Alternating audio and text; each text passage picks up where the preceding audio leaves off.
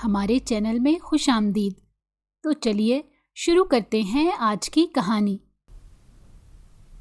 وہ اپنی ماں کو اپنے کمرے سے باہر نکلنے سے روک رہا تھا اور بار بار اپنی امی کو کہہ رہا تھا کہ میرے ساتھ ہی رک جائیں۔ اس کی ماں سمجھ نہیں پا رہی تھی کہ آخر اس کے بیٹے کو ایک دم کیا ہو گیا ہے، وہ اس قدر خوفزدہ کیوں ہے، لیکن ان کا بیٹا چاہ کر بھی انہیں کچھ بھی نہیں بتا پا رہا تھا۔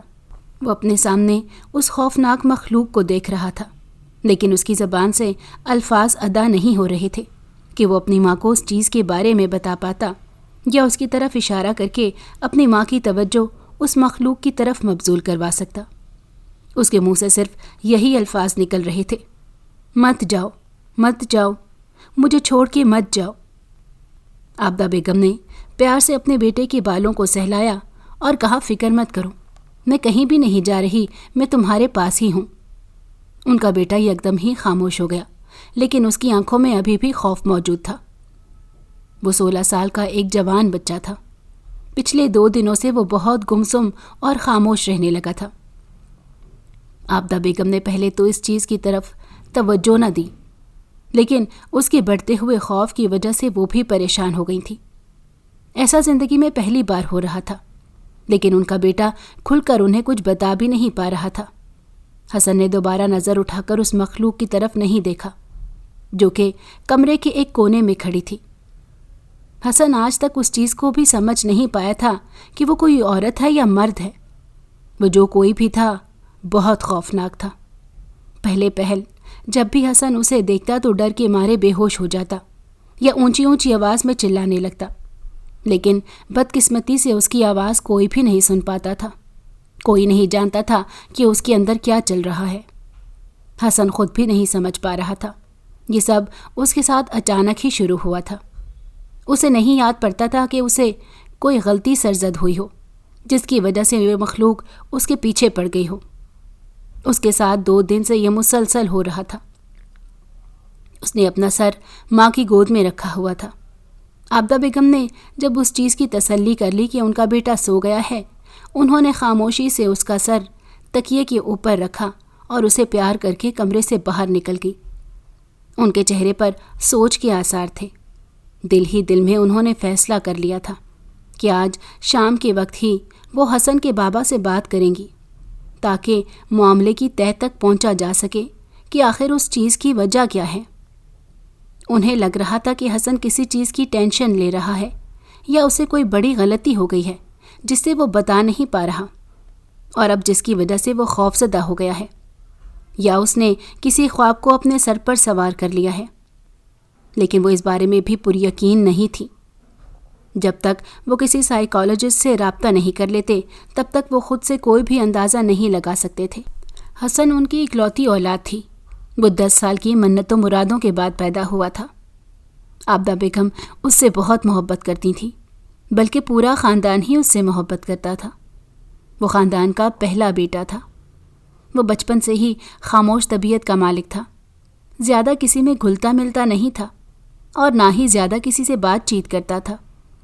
اپنے ماں باپ سے بھی اس کا یہی رویہ تھا۔ عابدہ بیگم اپنے بیٹے کی نفسیات کو سمجھتی تھی، اسی وجہ سے انہوں نے کبھی بھی اپنے بیٹے کو کسی بھی چیز کے لیے مجبور نہیں کیا۔ عابدہ بیگم میں ویسے بظاہر کوئی خامی نہیں تھی، لیکن اندر سے وہ اپنی دیورانی کو پسند نہیں کرتی تھی۔ اس کی وجہ یہ بھی تھی کہ ان کی دیورانی ان کی طرح امیر نہیں تھی، بلکہ ان کا شوہر ایک مسجد کا امام تھا۔ وہ بہت سادہ اور دیندار لوگ تھے، جبکہ عابدہ بیگم خاصی ماڈرن تھی۔ چونکہ وہ شہر سے آئی تھیں، اسی وجہ سے وہ گاؤں کے لوگوں کو اتنا پسند نہیں کرتی تھیں، لیکن اپنے شوہر کی وجہ سے گاؤں میں رہتی تھیں۔ ان کے کمرے سے نکلنے ہی کی دیر تھی کہ یکدم ہی حسن کے جسم کو ایک جھٹکا لگا اور وہ خود ہی بستر کے اوپر اٹھ بیٹھا۔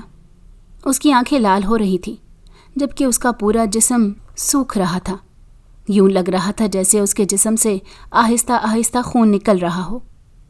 حسن کو بہت تکلیف محسوس ہو رہی تھی، لیکن وہ بہت بے بس تھا۔ وہ کچھ بھی نہیں کر پا رہا تھا۔ وہ خود کو اس زہر سے نہیں چھڑوا پا رہا تھا۔ تھوڑی دیر بعد ہی اس کا جسم ڈھیلا پڑ گیا اور وہ بستر پر گر پڑا۔ اس کا جسم پہلے سے زیادہ کمزور ہو گیا تھا۔ आंसू मुसलसल उसकी आंखों से बह रहे थे, जो कि आहिस्ता आहिस्ता तकिए में जज्ब हो रहे थे। उसकी तकलीफ नाकाबिले बयान थी। न जाने उसके साथ ये सब क्यों हो रहा था। थोड़ी देर बाद वो मखलूक दोबारा हसन के सामने आ गई। हसन ने दोबारा अपनी आंखें बंद कर लीं, लेकिन इससे भी कोई फ़ायदा ना हुआ। उस मखलूक का चेहरा हसन के दिलो दिमाग पर नक्श हो गया था। हसन को इस बात का भी एहसास हो गया था कि उसका आखिरी वक्त आ गया है। उसके पास बहुत कम टाइम बचा है, और यही सोच उसे ज़्यादा तकलीफ देती थी। वो मरना नहीं चाहता था और ना ही अपने घर वालों से दूर जाना चाहता था, लेकिन उस मखलूक के आगे भी वो बेबस था। ये मखलूक बहुत ताकतवर थी और उसकी सोच से भी ज़्यादा चालाक थी। ये उसे कभी भी तन्हा नहीं छोड़ती थी। शाम को फिज़ा उससे मिलने के लिए आई। उसे हसन से कुछ काम भी था। आबदा बेगम ने जैसे ही उसे देखा बुरा सा मुंह बनाया। फिज़ा ने इस चीज़ को अच्छी तरह महसूस किया था, लेकिन उसने कुछ ख़ास तवज्जो नहीं दी और खामोशी से हसन के कमरे की तरफ चल दी। अंदर का मंजर देखकर उसे अपनी आंखों पर यकीन नहीं आया। हसन बहुत ज़्यादा कमज़ोर हो चुका था। उसकी आंखों के नीचे गहरे हलके पड़े हुए थे। वो खुद से उठ भी नहीं पा रहा था, जबकि उसकी माँ बाहर मुतमईन घूम रही थी। उसे इस कमरे में हसन के अलावा किसी और की भी मौजूदगी का एहसास हुआ, जबकि कमरे में एक अजीब सी बू फैली हुई थी। उसे देखकर हसन के दिल को थोड़ा सुकून मिला, जबकि वो शैतान जिन जल्दी से वहाँ से गायब हो गया। वो तेज़ी से हसन के करीब आई और उससे पूछने लगी कि उसे क्या हुआ है, लेकिन हसन चाहकर भी उसे कुछ नहीं बता पा रहा था। इससे पहले कि वो मज़ीद बातें करती, आबदा बेगम ने उसे आवाज़ देकर बाहर बुला लिया और फिर निहायत ही गसीले लहजे में बोली, अगर तुम मेरे बेटे पर मुसल्लत होना चाहती हो और इस घर में आना चाहती हो तो ये ख्याल अपने दिल से निकाल देना। मैं ऐसा कभी भी नहीं होने दूंगी। एक तो वो तुमसे छोटा है और दूसरा तुम हमारे मयार के मुताबिक नहीं हो। उसकी बात सुनकर फिज़ा का दिमाग घूम गया। वो हसन को अपना भाई समझती थी और ये औरत न जाने क्या सोच कर बैठी हुई थी। उसने उन्हें कुछ भी नहीं कहा और गुस्से से घर से बाहर निकल आई। उसने फैसला किया था कि अब कुछ भी हो जाए वो इस घर में दोबारा नहीं आएगी। दूसरी तरफ आबदा बेगम भी यही चाहती थी। इसी वजह से उन्होंने ये बात कही। रात को आबदा बेगम ने अपने शौहर से जब इस बारे में बात की तो उनके शौहर कहने लगे, फिक्र मत करो, मैं 2 दिन बाद उसे डॉक्टर के पास ले जाऊंगा। अपने शौहर की बात सुनकर आबदा बेगम को गुस्सा आ गया। उनके बेटे की तबीयत अभी ख़राब थी, 2 दिन बाद न जाने क्या हो जाता, और उनके शौहर को तो जैसे फिक्र ही नहीं थी। अपने शौहर की बात काट कर वो बोली, मेरे बेटे की तबीयत अभी ख़राब है, आप अपनी मीटिंग 2 दिन बाद रखवा लें। हमें कल ही अपने बेटे को लेकर अस्पताल जाना है, वरना न जाने क्या हो जाएगा। आपने एक बार भी उसे जाकर देखा है या उसका हाल पूछा है? अगर आप ऐसा कर लेते तो आपको एहसास हो जाता कि आपका बेटा कितनी मुश्किल में है और किस कदर तकलीफ़ में है। वो ना ही मुझे कुछ बता पा रहा है और ना ही समझा पा रहा है। उसके मुंह से सिर्फ यही अल्फाज निकलते हैं, मत जाओ मत जाओ। न जाने उसे क्या हुआ है। आबदा बेगम की बात सुनकर वो खामोश हो गए और उठकर अपने बेटे के कमरे की तरफ गए, जहां वो खामोशी से लेटा हुआ था।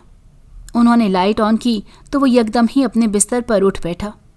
उसने आंखें खौफ से भरी हुई थीं, जबकि उसका जिस्म पहले से बहुत कमज़ोर लग रहा था। वो एकदम ही चौंके। 2 दिन पहले ही उन्होंने अपने बेटे को देखा था, तब वो हंसता खेलता था। अब न जाने उसे क्या हो गया था। उन्हें शिद्दत से कुछ गलत होने का एहसास हुआ। वो अपने बेटे के पास जाकर बैठ गए और उसका हाथ पकड़कर पूछने लगे, क्या हुआ है हसन बेटा, आपकी तबीयत ठीक है?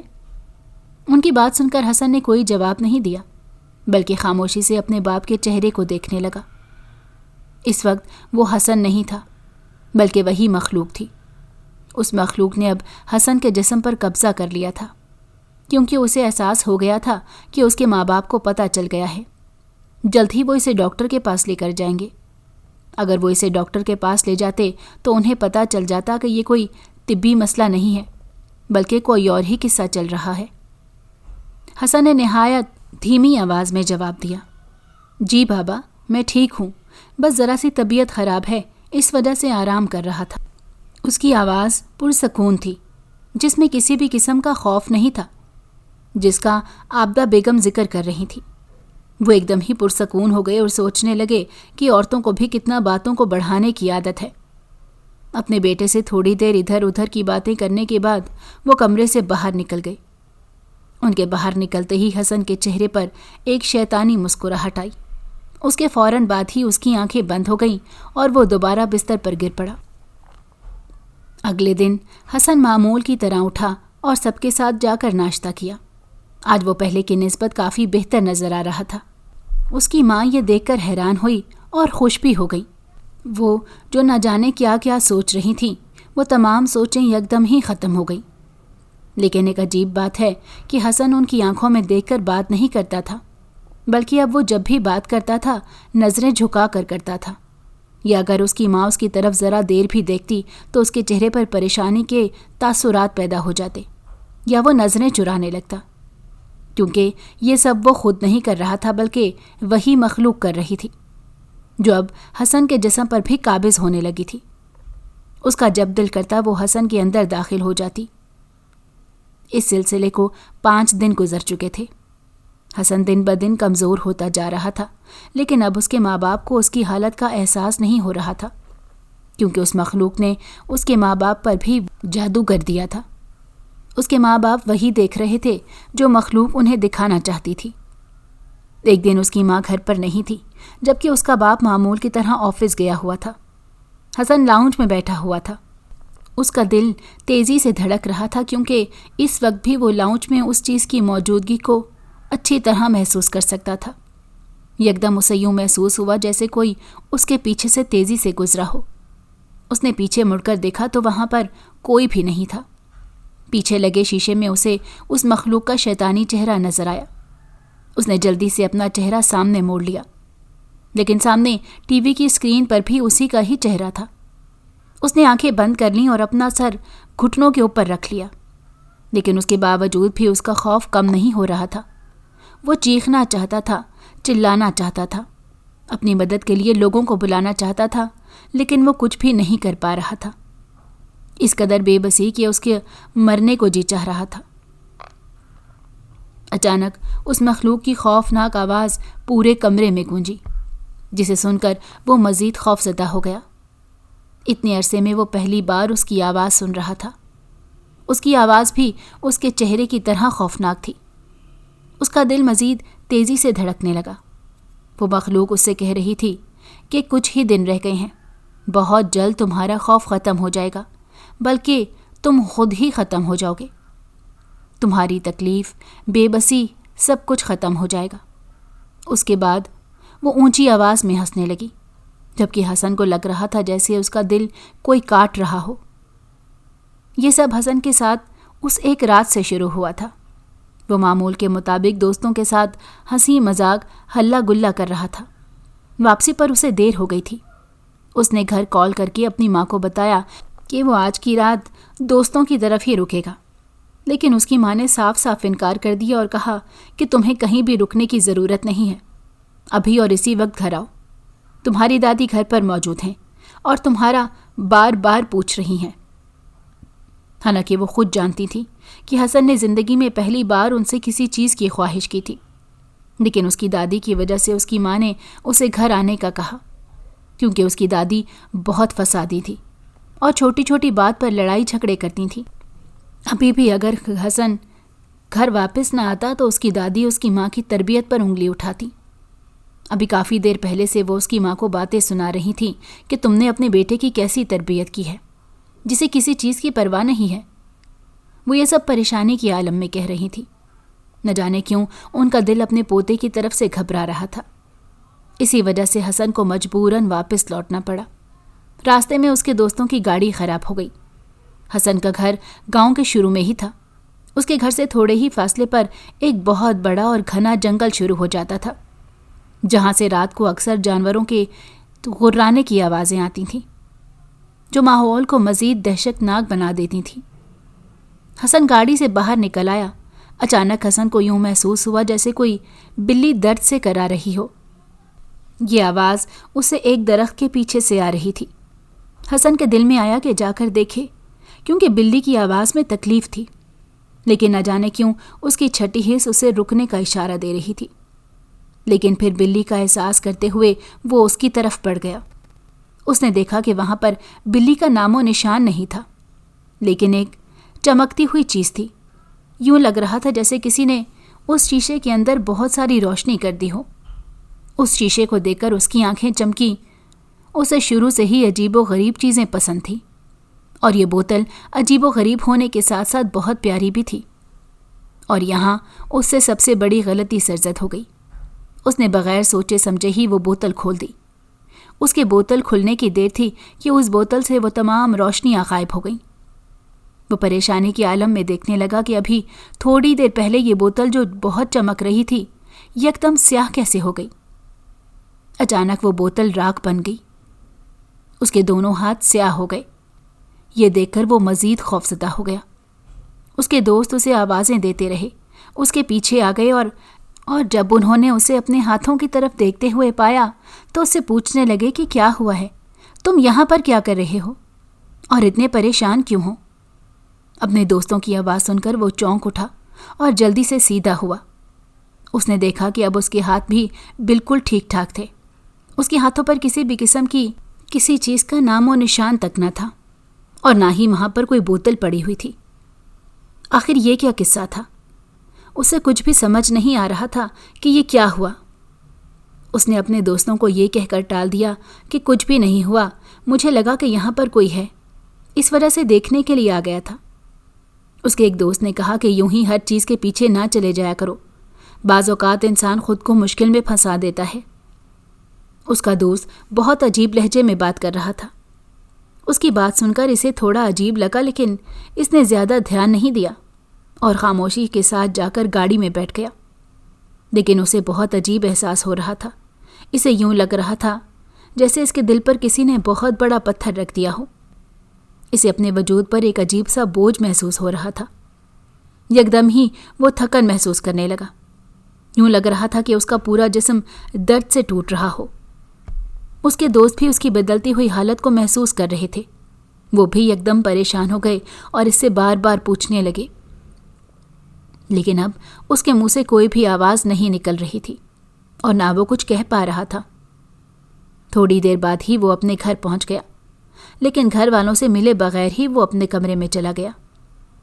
اس کی دادی جو کب سے اس کا انتظار کر رہی تھی اور اس کے بارے میں فکر مند تھی، اس کی یہ حرکت دیکھ کر برا سا منہ بنا لیا۔ اس بار اس نے حسن کی امی کو کچھ بھی نہیں کہا اور خاموشی سے اپنے کمرے میں چلی گئی۔ اس رات پہلی بار حسن نے اس مخلوق کو اپنے سامنے دیکھا تھا۔ اس مخلوق نے حسن کے دماغ سے وہ یادداشت مٹا دی تھی جس وقت حسن نے اس بوتل کو اٹھایا تھا اور اسے کھولا تھا۔ حسن کو اب کچھ بھی یاد نہیں تھا۔ اسے یہ بھی نہیں پتا تھا کہ یہ مخلوق اس کے پیچھے کیسے پڑی۔ اگر وہ یادداشت اس کے ذہن میں محفوظ رہتی تو اسے اندازہ ہو جاتا کہ اس نے یہ غلطی کی تھی۔ دوسری طرف امام صاحب اور ان کے بھائی کے درمیان رنجشیں پیدا ہو گئی تھیں۔ وہ مخلوق ہی ان کے درمیان پھوٹ ڈلوا رہی تھی اور جھگڑے کروا رہی تھی، کیونکہ وہ لوگ خاصے دیندار تھے اور قرآنی دعاؤں سے بہت زیادہ جڑے ہوئے تھے، جس سے شیطانی مخلوق کے عمل کو نقصان پہنچاتے وہ لوگ جب بھی یہاں پر آتے اس شیطان جن کو نقصان اٹھانا پڑتا۔ دوسری طرف فضا بھی حسن کے لیے بہت پریشان تھی۔ وہ اس کے بعد 2 بار حسن کے گھر گئی، لیکن نہ جانے کیوں حسن کی حالت کسی کو نظر ہی نہیں آ رہی تھی۔ اس نے عابدہ بیگم سے بات کی تو عابدہ بیگم نے اس کی بات کاٹ دی اور کہنے لگیں، مجھے تمہارے سے زیادہ اپنے بیٹے کی فکر ہے، تمہیں اس کے لیے پریشان ہونے کی ضرورت نہیں ہے۔ اب تو فضا کا ان کے گھر آنا جانا بالکل بند ہو گیا تھا۔ آج 7واں اور آخری دن تھا۔ حسن کی طبیعت بگڑتی جا رہی تھی، اس کا جسم سوکھ چکا تھا، اس کے ہاتھ پاؤں بہت کمزور ہو چکے تھے۔ کوئی بھی اس کے ہاتھوں کو دیکھتا تو یکدم ہی خوف زدہ ہو جاتا، کیونکہ وہاں پر صرف ہڈیاں نظر آ رہی تھیں۔ لیکن اس کے گھر والے یہ چیز نہیں دیکھ پا رہے تھے۔ اس مخلوق نے نہ جانے اس کے گھر والوں پر کون سا جادو کر دیا تھا۔ شام کا وقت تھا۔ عابدہ بیگم کا دل بری طرح گھبرا رہا تھا۔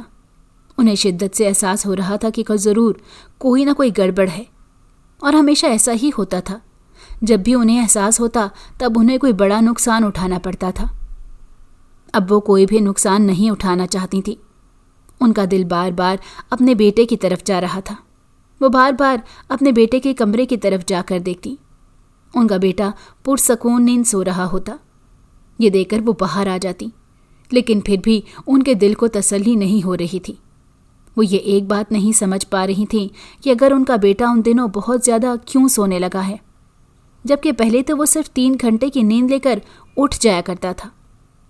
न जाने वो जानबूझकर इस चीज़ को इग्नोर कर रही थी या उस चीज़ के बारे में उन्हें पता ही नहीं था। जबकि दूसरी तरफ हसन का खौफ से बुरा हाल था। उसे उस मखलूक ने बता दिया था कि आज उसके पास आखिरी दिन है। आज वो मखलूक उसे अपने मकसद के लिए इस्तेमाल करने जा रही थी।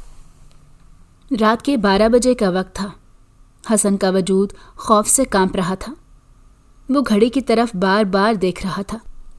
घड़ी वो वक्त बजा चुकी थी जिस वक्त के बारे में उस मखलूक ने हसन को बताया था। उसने अपनी आंखें बंद कर लीं। अचानक दरवाज़ा खुलने की आवाज़ आई। उसके साथ ही वही मखसूस खुशबू कमरे के अंदर दाखिल हुई। हसन को पता चल गया कि वो मखलूक दोबारा आ गई है। उसने अपनी रज़ाई को सख्ती से अपने दोनों हाथों में दबोच लिया। वो खुद पर कंट्रोल करने की कोशिश कर रहा था, लेकिन जैसे जैसे वो मखलूक उसके करीब आ रही थी, मौत का खौफ बढ़ता जा रहा था। अचानक वो खुद ब खुद ही बिस्तर से उठ खड़ा हुआ और तेज़ी से दीवार की तरफ बढ़ने लगा, जिसके सामने वो मखलूक खड़ी थी और मुस्कुराते हुए उसकी तरफ देख रही थी। मरने से पहले मैं तुम्हें सब कुछ बता दूंगी कि तुम्हारे साथ ये सब क्यों हो रहा है। और उसके साथ ही उस मखलूक ने कुछ पढ़कर हसन के ऊपर फूंक मारी, जिससे हसन के जहन में वो वाक़या दोबारा से ताज़ा हो गया। वो दरअसल एक शैतान जिन था, जिसको कुछ अरसा पहले ही एक अमल ने उसकी शैतानी हरकतों से आजिज़ आकर उस बोतल में कैद किया था। वो बोतल बाद में उस आमिल से लापता हो गई और फिर न जाने कैसे उस जंगल में आ गई। वहाँ जब हसन गया और उसने उस बोतल को खोला तो वो जिन वहाँ आज़ाद हो गया। आज़ाद होने के बाद भी जिन ने सबक हासिल नहीं किया, बल्कि अपने शैतानी काम वहीं से शुरू किए जहाँ से उसने छोड़े थे। अभी भी वो एक बहुत बड़े शैतानी अमल को पूरा करने के लिए नौजवानों की जान ले रहा था, जिसमें से पहले नौजवान का इंतखाब उसने हसन की शक्ल में किया था। और उसकी दूसरी वजह यह भी थी कि हसन के बाजू के ऊपर तिल का निशान था और उसे ऐसे ही नौजवानों की तलाश थी।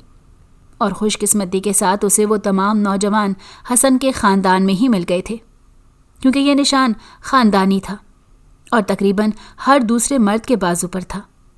लेकिन जिन लड़कों का वो इस्तेमाल करने वाला था, उनकी उम्र भी 17 या 18 होना लाजमी थी और वो दीन से बहुत दूर हो और गुनाहों में फंसे हुए थे। यही वजह थी कि उस शैतान जिन ने उनका इंतखाब किया। सबसे बड़ी और अहम वजह यह थी कि उस शैतान जिन को ऐसे लड़कों का इंतखाब करना था जो एक ही ख़ानदान से ताल्लुक़ रखते हों। जैसे जैसे हसन पर उन चीज़ों का इंकशाफ हो रहा था, वैसे वैसे उसकी आंखों से आंसू बह रहे थे। उसने अपनी मर्जी से मौत को दावत दी थी, लेकिन उसमें उसका भी कसूर नहीं था। उसे बिल्कुल भी अंदाज़ा नहीं था कि एक बोतल की वजह से वो इतनी बड़ी मुश्किल में फंस जाएगा कि उसे अपनी ही ज़िंदगी से हाथ धोना पड़ेगा। जैसे जैसे वो मखलूक उसके करीब आ रही थी, वैसे वैसे उसके दिल की धड़कन बढ़ती जा रही थी। वो मखलूक उसके सामने आकर रुकी और उसकी आंखों में देखने लगी। हसन चाहकर भी अपनी आंखें बंद नहीं कर पा रहा था। उसके साथ ही हसन का दम घुटने लगा। उसे यूं लग रहा था जैसे किसी ने उसकी गर्दन अपने हाथों में दबोच रखी हो। थोड़ी देर बाद हसन का वजूद हवा में लहराने लगा और उसका बेजान वजूद ज़मीन पर गिर गया। आबदा बेगम, जो अपने कमरे में पुरसकून थीं, अचानक उनकी आंख खुल गई। यूं लग रहा था जैसे किसी ने उनके दिल को हाथों में दबोच लिया हो। उनका दिल बुरी तरह घबरा रहा था। वो आहिस्तगी से अपने बिस्तर से उठी और अपने बेटे के कमरे की तरफ बढ़ी। उन्होंने दरवाज़ा खटखटाया, लेकिन दरवाज़ा अंदर से लॉक था। वो वहीं खड़ी होकर दरवाज़ा बजाने लगी, क्योंकि उनका दिल वापस जाने से इनकारी था। काफ़ी देर दरवाज़ा बजाने पर भी जब दरवाज़ा न खुला तो उन्हें सही मायनों में परेशानी होने लगी। वो अपने कमरे से हसन के कमरे की चाबियां उठा लीं। जैसे ही उन्होंने दरवाज़ा खोला, سامنے کا منظر دیکھ کر انہیں لگا کہ وہ اگلی سانس نہیں لے پائیں گی۔ ان کا بیٹا بے سدھ زمین کے اوپر پڑا ہوا تھا۔ انہوں نے جا کر اپنے بیٹے کو آواز دی اور اسے اٹھانا چاہا، لیکن ان کے بیٹے کا وجود ٹھنڈا پڑ چکا تھا اور اس کے جسم کو ایسے لگ رہا تھا جیسے اس کے جسم کے اندر خون کا ایک قطرہ بھی باقی نہ بچا ہو۔ عابدہ بیگم کو احساس ہو چکا تھا کہ اب بہت دیر ہو چکی ہے، ان کا بیٹا اب دنیا میں نہیں رہا تھا۔ وہ اونچی اونچی آواز میں رونے لگی۔ ان کی آواز سن کر ان کے شوہر تیزی سے حسن کے کمرے کی جانب آئے۔ سامنے کا منظر دیکھ کر ان کا دل دہل گیا۔ یہ خبر حسن کے باپ کے خاندان میں جنگل کی آگ کی طرح پھیلی تھی۔ نہ صرف اس کے خاندان والے بلکہ پورا گاؤں ہی حیران اور پریشان تھا کہ بیٹھے بٹھائے اس نوجوان لڑکی کو کیا ہو گیا، اس کی اچانک موت کیسے واقع ہو گئی۔ کوئی بھی اس کے پیچھے چھپے ہوئے راز کو نہیں جانتا تھا۔ ہر کسی کی زبان پر مختلف باتیں تھیں۔ کوئی کہہ رہا تھا کہ اس کی حالت دیکھ کر لگتا ہے کہ اس پر کسی روح کا سایہ تھا جس نے آخرکار اس کی جان لے لی، اور کوئی کہہ رہا تھا کہ مجھے لگتا ہے اس سے اچانک ہی کوئی بیماری لگ گئی جس کی وجہ سے اس کی موت واقع ہو گئی۔ عابدہ بیگم کا رو رو کر برا حال تھا۔ ان کا اکلوتا اور جوان بیٹا اس دنیا سے جا چکا تھا۔ انہیں صبر نہیں آ رہا تھا۔ حسن کے باپ نے اپنے بھائی سے ناراضگی ختم کر لی تھی۔ وہ اپنے بھائی کے کندھے پر سر رکھ کر پھوٹ پھوٹ کر رو رہے تھے۔ فضا کی آنکھوں سے بھی آنسو لگاتار بہہ رہے تھے۔ اپنے اس چھوٹے کزن سے وہ بہت محبت کرتی تھی اور اس کے ساتھ بہت اٹیچ تھی، لیکن خاندان کی رنجشوں کے باعث وہ کچھ دنوں کے لیے اس سے دور ہو گئی۔ لیکن اس دوران بھی اسے ہر وقت حسن کی فکر ستائے رکھتی تھی، کیونکہ ایک وہی تھی جو حسن کو اس کے اصل روپ میں دیکھ سکتی تھی، جہاں پر اس مخلوق کا جادو اثر نہیں کرتا تھا، کیونکہ وہ بہت پڑھائی کرتی تھی اور قرآنی آیات کا ورد کرتی رہتی تھی۔ یہی وجہ تھی کہ اس شیطانی مخلوق نے سب سے پہلے فضا کا اس گھر میں آنا جانا بند کروایا تھا۔ جنازہ تھوڑی دیر بعد اٹھا لیا گیا۔ شام کو حسن کا باپ جب گھر آیا تو اس کے کندھے جھکے ہوئے تھے۔ وہ جوان بیٹے کو قبر میں اتارنے کی تکلیف کو جانتا تھا، جبکہ دوسری طرف وہ شیطان جن ایک طرف کھڑا مسکرا رہا تھا۔ اب اس کا شکار فضا کا بھائی تھا۔ اب اس نے فضا کے بھائی کی طرف رسائی حاصل کرنا تھی۔ وہ شیطان جن چاہتا تھا کہ وہ اپنے شیطانی عمل میں جلد سے جلد کامیاب ہو سکے تاکہ وہ اپنا سب سے بڑا مقصد حاصل کر سکے۔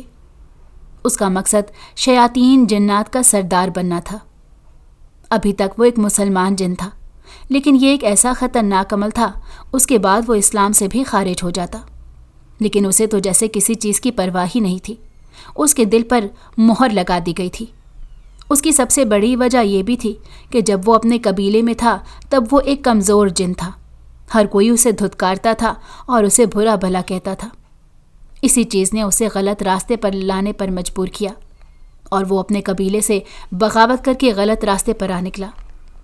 یہاں پر بھی اسے بہت سی مشکلات کا سامنا کرنا پڑا، لیکن بہت جلد اپنے شیطانی دماغ کی مدد سے وہ ایسے عمل حاصل کرنے میں کامیاب ہو گیا جو اس کی زندگی بدلنے کی طاقت رکھتے تھے۔ فضا صحن میں بیٹھی اپنا کام کر رہی تھی جب اسے یوں محسوس ہوا کہ جیسے دروازے سے کوئی اندر آیا ہو۔ اس نے دروازے کی طرف دیکھا لیکن وہاں پر کوئی بھی نہیں تھا۔ فضا نے اپنی ماں کی طرف دیکھا جو سبزی کاٹ رہی تھی۔ اس کی ماں نے جب اپنے اوپر بیٹی کی نظروں کی تپش کو محسوس کیا تو اس سے پوچھنے لگیں کہ کیا ہوا، مجھے ایسے کیوں دیکھ رہی ہو؟ اپنی ماں کی بات سن کر وہ جا کر ہوش کی دنیا میں آئی اور کہنے لگی، کچھ بھی نہیں، مجھے لگا کہ کوئی اندر داخل ہوا ہے۔ پگلی ہو گئی ہے کیا؟ دروازہ بند ہے، اگر کوئی اندر داخل ہوا ہوتا تو دروازہ کھلنے کی آواز آتی۔ اس کی ماں نے اسے ڈپٹ کر خاموش کروا دیا، جبکہ وہ خود دوبارہ صحن میں بیٹھ کر اپنا کام کرنے لگی۔ اس کا دھیان اب اپنے بھائی کے کمرے کی طرف تھا، جہاں سے محسوس ہوا تھا کہ کوئی اندر گیا ہے۔ نہ جانے اس کے دل میں کیا آیا، وہ اپنی چارپائی سے اٹھ کھڑی ہوئی اور اپنے بھائی کے کمرے کی طرف بڑھنے لگی۔ جیسے جیسے وہ اپنے بھائی کے کمرے کی طرف جا رہی تھی ویسے ویسے اس کے دل کی دھڑکن تیز ہو رہی تھی۔ نہ جانے کیوں اسے احساس ہو گیا تھا کہ کوئی اس سمت آیا ہے۔ یہ ویسا ہی احساس تھا جیسا اسے تب ہوا تھا جب وہ اپنے کزن حسن کے کمرے کی طرف گئی تھی۔ کچھ نہ کچھ گڑبڑ تھی، کچھ نہ کچھ ایسا تھا جو ان کے علم سے باہر تھا۔ وہ کمرے کے اندر داخل ہوئی لیکن اندر کا منظر دیکھ کر حیران رہ گئی۔ اس کا بھائی خوفزدہ کھڑا تھا۔ اس کے چہرے سے خوف کے تاثرات صاف دیکھے جا سکتے تھے۔ اپنے بھائی کو خوفزدہ دیکھ کر وہ حیران ہو گئی اور اس سے پوچھنے لگی کہ کیا ہوا ہے، لیکن اس کا بھائی کچھ بھی کہہ نہیں پا رہا تھا۔ فضا پریشانی کی عالم میں دعاؤں کا ورد کرنے لگی۔ جتنی بھی دعائیں آ رہی تھیں وہ تمام دعائیں پڑھتی جا رہی تھی، لیکن دوسری طرف اس شیطان جن نے اپنی طاقتوں کا استعمال کیا اور کچھ دیر پہلے ہونے والا منظر فضا کے بھائی کے دماغ سے مٹا دیا اور خود وہاں سے غائب ہو گیا۔ اب اسے غصہ آ رہا تھا کیونکہ یہ لڑکی اس کی سوچ سے بھی زیادہ طاقتور تھی۔ وجہ صرف اور صرف یہی تھی کہ وہ نماز اور روزے کی بہت پابند تھی۔ وہ صبح اور شام قرآنی آیات کا ورد کرتی تھی۔ اس کے علاوہ وہ شیطانی طاقتوں سے محفوظ رہنے کے لیے بہت سے وظیفے بھی کیا کرتی تھی۔ ہمیشہ صبح اٹھ کر وہ فجر کی نماز پڑھتی اور دعائیں پڑھتی، جس کی وجہ سے وہ پورا دن شیطانی طاقتوں سے محفوظ رہتی۔ یہی وجہ تھی کہ اس شیطان جن کا جادو اس پر اثر نہیں کر رہا تھا، لیکن چونکہ اب اس نے عمل شروع کر دیا تھا، یہی وجہ تھی کہ وہ پیچھے نہیں ہٹ سکتا تھا۔ اب اسے ہر حال میں اس لڑکے کو اس دنیا سے غائب کرنا تھا۔ حسن اور اس کے خاندان پر اس کا جادو چلنے کی ایک اور وجہ یہ بھی تھی کہ وہ نماز اور قرآن سے بہت زیادہ دور تھے۔ ان کے گھر میں کبھی بھی ان چیزوں کا اہتمام نہیں ہوتا تھا، اور نہ ہی حسن کی ماں نے کبھی اسے نماز پڑھنے کی تلقین کی۔ وہ خود بھی نہیں پڑھتی تھیں اور اپنے بیٹے کو بھی نہیں کہتی تھیں۔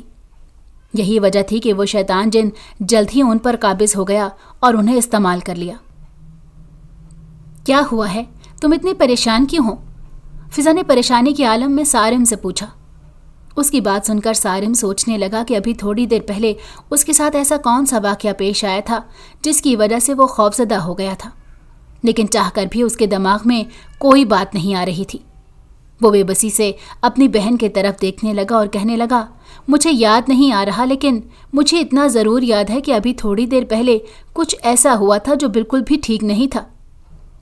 فضا نے کہا، فکر کرنے کی ضرورت نہیں ہے، اور اسے ایک دعا بتائی اور کہنے لگی کہ اس دعا کا ورد کرو۔ اس کی بات سن کر سارم کہنے لگا، مجھ سے نہیں ہوتے یہ ورد اور وظیفے، یہ آپ ہی کرو تو اچھا ہے۔ فضا اس کی بات سن کر غصہ کرنے لگی اور کہنے لگی، جتنا میں نے کہا ہے اتنا کرو۔ سارم اس کی بات سن کر وہ دعا پڑھنے لگا۔ حیرت کی بات یہ تھی کہ آہستہ آہستہ اسے اپنے دل سے بہت اچھا ہوا محسوس ہونے لگا۔ کچھ دیر پہلے اس کا بہت بھاری جسم ہو گیا تھا، لیکن یکدم ہی وہ پہلے جیسا پرسکون ہو گیا۔ دوسری طرف پرسوچ نظروں سے چاروں طرف وہ دیکھ رہی تھی۔ اب اس کمرے میں گھٹن نہیں تھی اور نہ ہی کسی قسم کی بے چینی تھی، بلکہ اب وہاں پر ایک سکون کا ماحول تھا۔ رات 12 بجے کا وقت تھا جب پیاس کی وجہ سے سارم کی آنکھ کھل گئی۔ سارم نے اٹھ کر اپنے سائڈ سے جگ اٹھانا چاہا، لیکن جگ خالی تھا۔ اسے شدید غصہ آیا۔ پیاس شدید تھی، اسی وجہ سے وہ اپنے بستر سے اٹھ کر باہر آ گیا۔ وہ ابھی کچن میں کھڑا پانی ہی پی رہا تھا جب اسے اپنے نام کی پکار سنائی دی۔ کوئی نہایت ہی دھیمی آواز میں اسے پکار رہا تھا۔ وہ ایک مردانہ آواز تھی۔ تھوڑی دیر غور کرنے پر اسے محسوس ہوا کہ وہ حسن کی آواز تھی۔ وہ یکدم ہی خوفزدہ ہو گیا، کیونکہ حسن کو مرے ہوئے 5 دن بیت چکے تھے۔ پھر یہ کون تھا؟ کہیں حسن کی روح تو نہیں آ گئی؟ یہ خیال ہی اس کی روح کو فنا کر دینے والا تھا۔ نہ چاہتے ہوئے بھی وہ اس آواز کی سمت بڑھنے لگا۔ آج رات سونے سے پہلے فضا نے اپنے اور گھر والوں کے کمرے کے گرد ایک حصار قائم کر دیا تھا، جس کی وجہ سے کوئی بھی شیطانی طاقت اندر داخل نہیں ہو سکتی تھی۔ لیکن چونکہ وہ دن کی تھکی ہوئی تھی، اسی وجہ سے اپنے گھر کے گرد حصار قائم کرنا بھول گئی۔ اب وہ شیطان جن کسی طرح سارم کو اس حصار سے باہر نکالنا چاہتا تھا کہ اس پر اپنا عمل شروع کر سکے۔ سارم اس آواز کی سمت پڑنے لگا۔ اس کا دل تیزی سے دھڑک رہا تھا۔ دوسری طرف آواز مسلسل آ رہی تھی۔ اس سے پہلے کہ وہ لاؤنج سے باہر نکلتا، پیچھے سے فضا نے اسے پکارا اور پوچھا کہ تم رات کے اس وقت کہاں پر جا رہے ہو؟ اس کی پکار سن کر وہ فوراً مڑا۔ اس سمت سے آواز آنا بھی بند ہو گئی۔ اپنی بہن کو پیچھے دیکھ کر وہ جیسے پرسکون ہو گیا اور کہنے لگا، آپی مجھے لگ رہا تھا جیسے کوئی مجھے پکار رہا ہو، اور آواز بھی حسن کی تھی۔ اس نے جو کچھ بھی تھوڑی دیر پہلے سنا اور محسوس کیا وہ سب کچھ فضا کو بتا دیا۔ اس کی بات سن کر فضا مزید پریشان ہو گئی۔ ابھی تھوڑی دیر پہلے ہی اس نے دیکھا تھا کہ اس کا بھائی ایک کھائی میں چھلانگ لگا رہا ہے۔ اس خواب کی وجہ سے وہ ڈر کر اٹھ بیٹھی اور اپنے بھائی کو دیکھنے کے لیے اس کے کمرے میں گئی، لیکن وہ اپنے کمرے میں موجود نہیں تھا۔ وہ تیزی سے بھاگتی ہوئی باہر نکلنے ہی لگی تھی جب اس کا بھائی اسے لاؤنج سے باہر نکلتا ہوا محسوس ہوا۔ اس نے جلدی سے اپنے بھائی کو آواز دے دی۔ دوسری طرف اس شیطان جن کا غصے سے برا حال تھا۔ اب یہ لڑکی اس کے راستے میں رکاوٹ بن رہی تھی۔ اس کا بس نہیں چل رہا تھا کہ اس کو کہیں دور پھینک دے یا اس کا قصہ ہی ختم کر دے، لیکن وہ بے بس تھا۔ اس کی شیطانی طاقتیں اس کے روحانی عمل کے سامنے کچھ بھی نہیں تھی۔ جب تک وہ یہ عمل نہیں کر لیتا تب تک وہ فضا سے مقابلہ نہیں کر سکتا تھا۔ اب اسے اپنی طاقت کا نہیں بلکہ دماغ کا استعمال کرنا تھا اور نہایت ہی سوچ سمجھ کر اگلا قدم اٹھانا تھا۔ اس کے پاس وقت بہت کم رہ گیا تھا۔ اماوس کی رات سے پہلے اس نے 7 لڑکوں کا استعمال کرنا تھا، جبکہ ابھی تو صرف دوسرا ہی لڑکا تھا، جبکہ اماوس کی رات آنے میں کچھ ہی مہینے تھے۔ فضا نے اسے جلدی سے کمرے میں بلایا اور کہا، مجھے لگ رہا ہے کہ کچھ نہ کچھ ایسا ہے جو ٹھیک نہیں ہے۔ حسن کی موت بھی مجھے حادثاتی نہیں لگ رہی، مجھے لگ رہا ہے کہ اسے کسی اور ہی شے نے قتل کیا ہے۔ یہ کہہ کر وہ خاموش ہو گئی اور اپنے بھائی کی طرف سوالیہ نظروں سے دیکھنے لگی اور کہنے لگی، کیا تم میری بات سمجھ رہے ہو؟ اس کی بات سن کر اس کے بھائی نے ہاں میں سر ہلایا، کیونکہ اس کے ساتھ جو بھی واقعات پیش آ رہے تھے وہ معمولی نہیں تھے اور نہ ہی بھلائے جا سکتے تھے۔ فضا جلدی سے بولی، مجھے امی سے بات کرنی ہوگی۔ جب تک میں امی سے بات کرتی ہوں اور انہیں سب کچھ سمجھاتی ہوں تب تک تمہیں اپنا خیال خود رکھنا ہوگا۔ تم نے وہ تمام دعائیں پڑھنی ہیں جو میں تمہیں کہوں گی، اسے تم ہر قسم کی طاقت سے محفوظ رہو گے۔ کسی کا بھی جادو تم پر کام نہیں کر پائے گا اور نہ ہی کوئی تمہیں نقصان پہنچا پائے گا۔ وہ نہایت ہی سمجھداری سے اپنے بھائی کو کچھ ہدایات دے رہی تھی جنہیں وہ اچھی طرح سن رہا تھا اور سمجھ رہا تھا۔ دن یوں ہی گزرنے لگے۔ وہ شیطان جن اب آہستہ آہستہ کمزور ہونے لگا تھا۔ اس کی تمام طاقتیں کمزور پڑتی جا رہی تھیں۔ دوسری طرف فضا ہر روز اپنے بھائی پر دعائیں پڑھ کر پھونکتی اور اس کا بھائی بھی وہ تمام دعائیں پڑھتا جو فضا اسے پڑھنے کو کہتی۔ ایک دن اس کے بھائی کی طبیعت خراب تھی۔ وہ اپنے بھائی کے ساتھ اس کے کمرے میں رکی۔ اس کی ایک وجہ تو یہ تھی کہ وہ اپنے بھائی سے بہت محبت کرتی تھی۔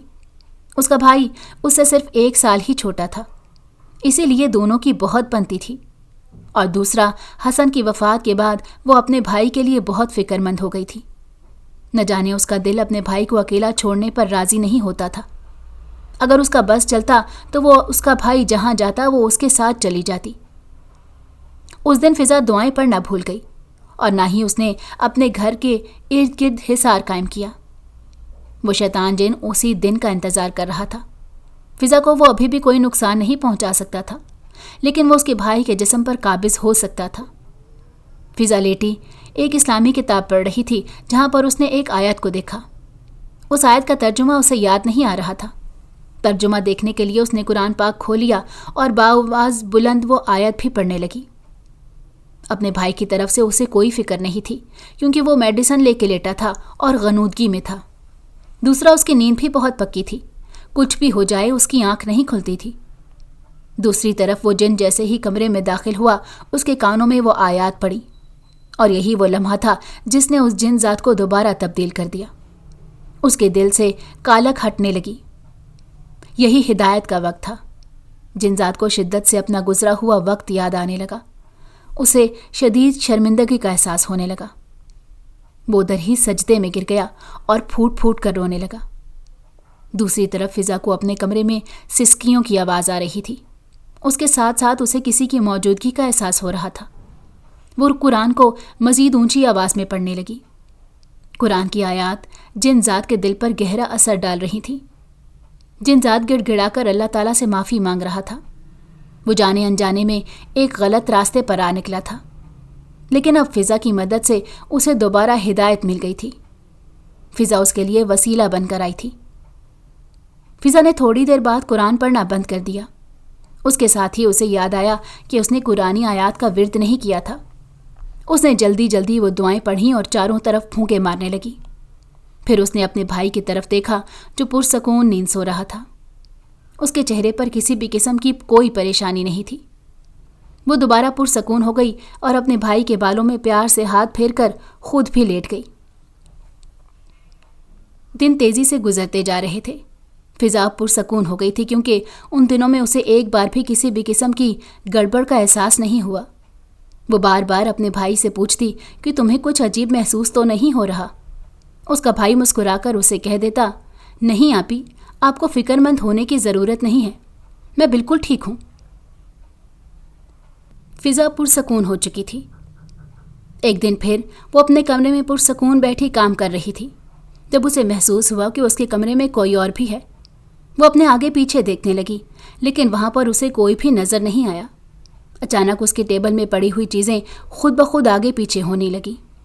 فضا کرسی سے اٹھ کھڑی ہوئی اور سہمی ہوئی آواز میں پوچھنے لگی، کون ہو تم اور مجھ سے کیا چاہتے ہو؟ اس نے کوشش کے باوجود بھی اپنی آواز سے خوف کو ختم نہیں کیا۔ اچانک ہی کمرے میں ایک کونے میں بہت سارا دھواں اکٹھا ہونے لگا۔ جب وہ دھواں ختم ہوا تو اس نے دیکھا وہاں پر ایک نوجوان کھڑا تھا جس کے کندھے جھکے ہوئے تھے اور جو بہت شرمندہ نظر آ رہا تھا۔ اسے دیکھ کر فضا پہلے تو خوفزدہ ہو گئی لیکن پھر اسے اس نوجوان کی حالت پر ترس آنے لگا۔ فضا نے اسے پوچھا، کون ہو تم؟ مجھ سے کیا چاہتے ہو؟ اس نوجوان کی آنکھوں سے مسلسل آنسو بہہ رہے تھے۔ وہ بہت شرمندہ نظر آ رہا تھا۔ پھر وہ زمین پر بیٹھ گیا اور پھوٹ پھوٹ کر رونے لگا۔ فضا اسے اس چیز کی توقع نہیں کر رہی تھی۔ وہ جنزاد روتے ہوئے بولا، میں ایک جنزاد ہوں، ایک ظالم جنزاد جو اپنی زندگی کو ایک ایسے موڑ پر لے جا رہا تھا جس کی آگے ایک گہری کھائی ہے اور چاروں طرف اندھیرا۔ اس جنزاد نے روتے ہوئے سب کچھ بتا دیا کہ کیسے اس نے اپنے شیطانی عملوں کے لیے انسانوں کا استعمال کیا اور بہت سارے گناہ کیے، لیکن اب اسے ہدایت مل گئی ہے، اب وہ اپنے کیے پر شرمندہ ہے۔ فضا کو سمجھ نہیں آ رہی تھی کہ وہ کیسے اسے تسلی دے۔ اندر ہی اندر وہ خوفزدہ تھی۔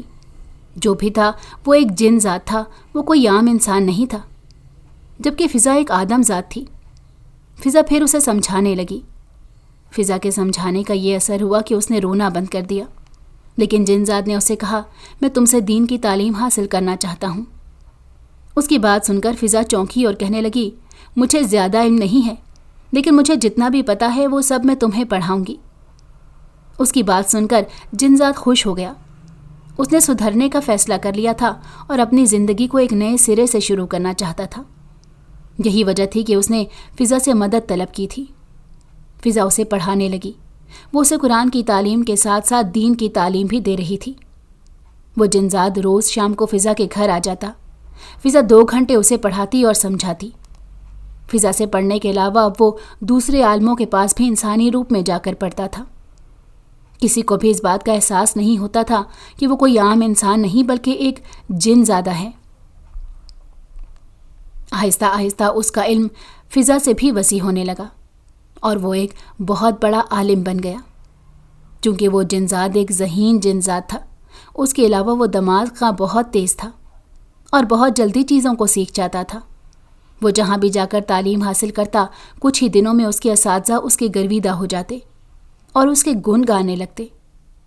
فضا کو بہت خوشی ہو رہی تھی کہ اس کی وجہ سے کسی کی زندگی سدھر گئی تھی، چاہے وہ ایک جن زادہ ہی کیوں نہ تھا۔ ایک دن اچانک فضا کے لیے رشتہ آ گیا۔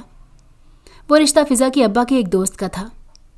ان کا دوست ایک نہایت مہذب گھرانے سے تعلق رکھتا تھا۔ فضا نے جب جنزاد کو اس بارے میں بتایا تو چند لمحے وہ خاموش ہو گیا۔ وہ دل ہی دل میں فضا کے لیے کچھ اور ہی سوچنے لگا تھا، لیکن اسے اس بات کا احساس تھا کہ یہ ممکن نہیں ہے۔ وہ ایک جن زادہ ہے جبکہ فضا ایک آدم زادی ہے۔ اس کے علاوہ فضا اس کے اوپر ایک بہت بڑا احسان کیا تھا جسے وہ مرتے دم تک نہیں چکا سکتا تھا۔ اس وقت وہ دل برداشتہ ہو گیا اور فضا سے اجازت لے کر چلا گیا۔ فضا کو بھی حیرت ہوئی کہ نہ جانے اسے اچانک کیا ہو گیا۔ کوئی بھی نہیں جانتا تھا کہ امام صاحب کا یہ مہذب دوست اندر سے کس قدر گھٹیا انسان ہے۔ انہیں کسی سے پتہ چلا کہ فضا ایک نہایت ہی خوبصورت لڑکی ہے۔ وہ یہ بھی جانتے تھے کہ امام صاحب ایک نہایت ہی معصوم انسان ہیں، اس کے ساتھ ساتھ وہ نادان بھی ہیں۔ انہیں بے وقوف بنانا بہت آسان ہے۔ وہ کالے دھندوں میں ملوث تھے اور ان کی بیٹی کو بھی اسی کام کے لیے حاصل کرنا چاہتے تھے۔ उन्होंने सोच लिया था कि बाद में कह देंगे कि उनकी बेटी अचानक गायब हो गई और उन्हें इस बारे में कोई भी पता नहीं है। ऐसा वो पहले भी 2-3 बार कर चुके थे, लेकिन वो ये काम ऐसे इलाकों में जाकर करते थे जहां उन्हें कोई भी नहीं जानता था। इमाम साहब का चूंकि किसी से इतना राब्ता नहीं था, इसलिए उन्हें भी उनके बारे में ये बात पता नहीं थी। लेकिन जिनजात को जल्द ही इस चीज़ के बारे में पता चल गया। वो फिज़ा को कभी भी मुश्किल में नहीं डालना चाहता था। इसकी वजह से ना सिर्फ उसने ये बातें घर वालों के सामने साबित की, बल्कि उन लोगों को पुलिस के हाथों पकड़वा भी दिया। अब उसका यहाँ पर वक्त ख़त्म हो गया था। वो एक लंबे अरसे से इंसानों की दुनिया में रह रहा था। अब उसे वापस अपने कबीले में जाना था और जाकर सबसे पहले उनसे माफ़ी मांगनी थी। उसके अलावा वो बहुत बड़ा आलिम बन गया था। फिर एक दिन वो फिज़ा से इजाज़त लेकर इस दुनिया से हमेशा हमेशा के लिए चला गया। वहाँ जिन्नात ने जब उसका बदला हुआ रूप देखा तो वो बहुत हैरान हुए। फिर सरदार ने उसे कबूल कर लिया। वो वहीं बच्चों को कुरान पढ़ाने लगा और दीनी तालीम देने लगा। दूसरी तरफ इमाम साहब को भी अकल आ गई थी। कुछ ही अरसे बाद उन्होंने फिज़ा की एक निहायत अच्छे घर में शादी कर दी। लेकिन शादी करने से पहले उन्होंने सबसे पहले पता लगवाया कि वो कैसे लोग हैं। उस जिन ज़ात का राज अभी भी फिज़ा के सीने में दफन है। अगर आपको हमारी कहानी पसंद आई हो तो हमारे चैनल को लाइक करें और सब्सक्राइब कर दें।